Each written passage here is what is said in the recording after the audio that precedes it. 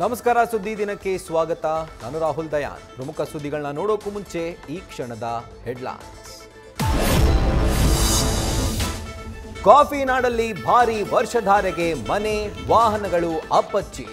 ಹಾಸನದಲ್ಲಿ ಹೆದ್ದಾರಿ ಅವಾಂತರ, ಅತ್ತ ಕತ್ತಲೆಗೆ ಜಾರಿದ ಶಿವಮೊಗ್ಗದ ಹಳ್ಳಿಗಳು.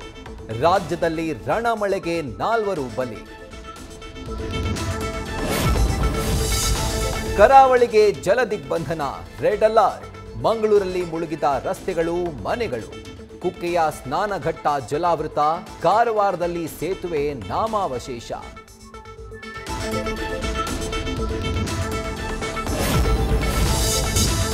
ಕೊರೋನಾ ಹಾಟ್ಸ್ಪಾಟ್ ಆದ ಬೆಂಗಳೂರು ದಕ್ಷಿಣ. ಶಾಲೆಗಳ ಆರಂಭ ಪೋಸ್ಟ್ಪೋನ್ ಸಾಧ್ಯತೆ. ಸಭೆ ಮೇಲೆ ಸಭೆ, ರೆಡಿಯಾಯಿತು ವಾರದ ಪ್ಲಾನ್.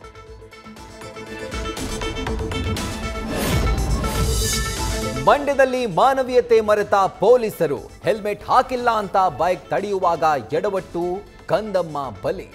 ದುರಂತಕ್ಕೆ ಸಿಡಿದ ಮಂಡ್ಯದ ಮಂದಿ.